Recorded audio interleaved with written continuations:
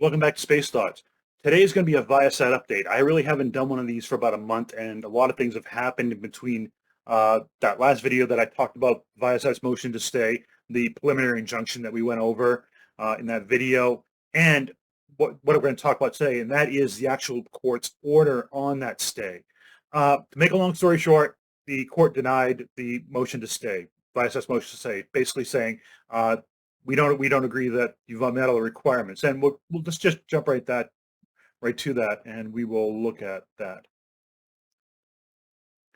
And basically here is right in the order. Ordered that the motion to stay to be denied. ViaSat is not satisfied the stringent requirements for a stay pending court review. So in other words, and they basically back up their order with actual case law. So fundamentally what's happened is there is no, they basically looked at ViaSat's motion to stay, and basically they did not meet those prongs that we talked about last time in the last video. And if you don't remember what those videos are, that's a few. You can go back and look at that video again. I'm not going to rehash it all in this video.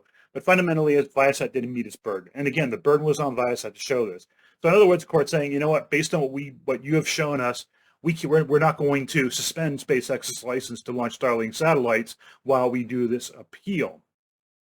Very, very critical. And I think that's, and again, I kind of expected that. When you look at, if you remember the last video, I was pretty critical of the motion to stay to begin with. What here I'd find in the court is that the court doesn't really go doesn't go right through the whole petition and really to justify its decision. It just says you didn't meet the standards. And I think a lot of that has to do with what I think I mentioned last time is this really, what their motion to stay looked like was actually, I think, what their brief is going to look like when they file their brief for the appeal or their actual argument. I think a lot of it's going to be cut and paste and, just fix it up a little bit, and we'll go from there. One issue that came up when the FCC actually responded to ViaSat's motion to stay was the issue of standing. And the idea of standing is basically, it comes from a case called Lujan. You can look that up on the internet, Lujan versus Wildlife. I forgot the exact citation to it. But the idea is, in order to bring a case before court, you have to have a direct, how can you say, interest in the case. In other words, it's got to affect you in some tangible way. You just can't go to court and say, you know what, I'm going to file a lawsuit about this issue, even though I don't have any I don't have any interest in the outcome, or the outcome doesn't really affect me. I mean, if you did that, the courts would be actually slammed. But believe it or not, people still do this. I mean, I worked on a case several years ago where, the plaintiffs basically came in and they had absolutely no standing whatsoever to do this. And it was really something that obviously, as working with a defense team, I really jumped on this and hammered it hard. And that was part of that. That was very effective.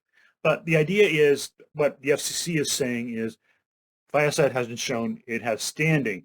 Now, standing in the case of Lujan, and if you go Lujan, that's Lujan. If you read through that, you'll get there's basically a three-pronged test for whether or not you have standing, and it's kind of like a totality of the circumstances test. But what ViaSat, what the FCC was also saying is, fundamentally, they don't have any standing to bring this, but they also really don't have any standing under the National Environmental Protection Act, which ViaSat has been used pretty effectively in this motion.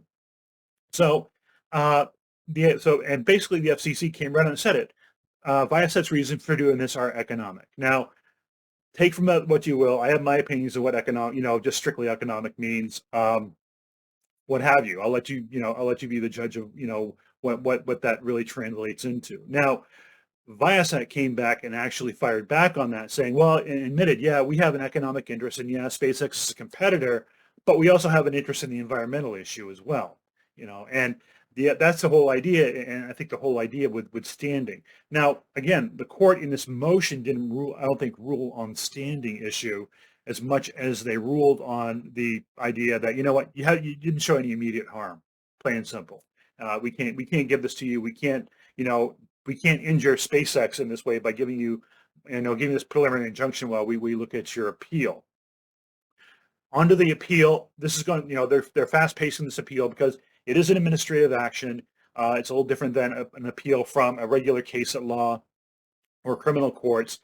And they have a briefing schedule and such. But I found this very interesting because of the issue of standing. The court reminds the parties that in cases involving direct review in this court of administrative actions, the brief of the appellant or petitioner must set forth the basis for the claim of standing. So, in other words, ViaSat when ViaSat made comments about the issue of NEPA and such in the actual administrative level with the FCC when they were going through the notice proposed rulemaking, standing was an issue. Anybody could do it. Anybody in the public could actually do that. But now that they brought it into the appellate court for an appellate review, now the court's going to say, because of this is administrative action where you didn't have to show standing, before we'll even look at this, you got to the appellant ViaSat have got to show us that you do have standing. And for sure there will be a lot of discussion about standing, both in ViaSat's brief, and the FCC and SpaceX will also jump on this. Now, there's another group in here called the Balance Group, and basically what it is a non-governmental organization, and their case is basically identical to what ViaSat's is, but almost identical claims. Those cases were merged with the FCC, with ViaSat's case, and essentially the question is, can the Balance Group show that they have standing? In other words, as an NGO with no specific, can they show a specific injury or a specific interest in this case where the court should hear it? And I think at that level, if looking at some of the case law, they may actually get bounced out of this appeal because they couldn't show standing. However, that doesn't mean ViaSat won't be able to show standing. But again, that is extremely critical for ViaSat to show standing. And again, the burden is on them per this order. So I think that's very interesting. This case is going to move along really fairly quickly compared to other cases. There's we have basically what we call the briefing schedule. We'll look at it really quickly here. Opening brief for Dish. Dish also jumped into, Dish Network decided to jump in. Again, essentially the same claims as ViaSat. Opening brief for Dish is due August 6th. The opening brief for ViaSat is for August 6th. And notice that they're actually putting a word limit on this. Another court saying, you have so many words to tell us what we do. I mean, there's a joke among lawyers, who write memorandums or briefs, that the idea of brief should be brief. Some ideas of briefs can be hundreds of pages long, just in the substantive part. And so there's kind of a running joke there about a brief being brief. From there, the appellees, the FCC, in the case, it has until September 21st, 2021, to give 22,000. Again, their limit is 22,000 words. The intervener, now SpaceX is an intervener, not a direct party in this, has been limited to 9,100 words. And really, that's not bad, considering that the FCC is going to be carrying the load of presenting a load of the substantive law to actually support their decision on not to require a environmental session under NEPA. Then we have what we call reply briefs, 5,500 words for Dish and 55 words for ViaSat. In this case, SpaceX as intervener doesn't get a reply brief. Final briefs are due on October 26, 2021, and there is going to be oral argument in this case. And that will be given, the clerk will set a date for that.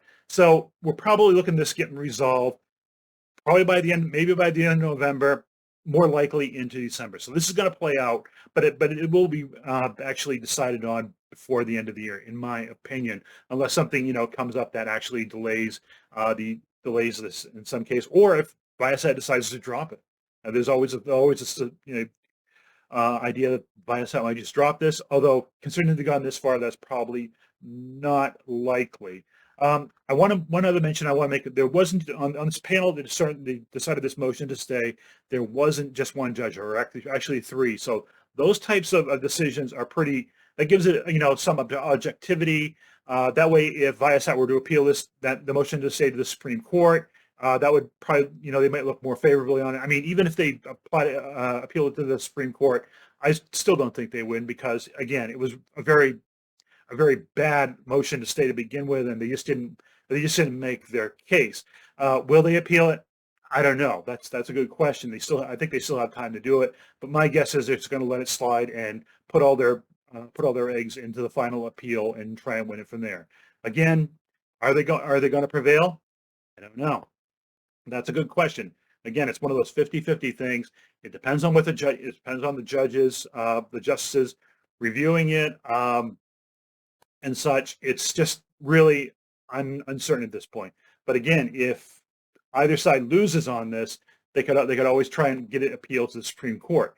Not guaranteed they would the Supreme Court would take it, but given it involves NEPA and really a novel application of NEPA, there's always a chance that they might take it up in the next term. So actually, this could actually get dragged out until next year, depending on whether the Supreme Court decides to hear an appeal on whatever the DC Court of Appeal comes out with.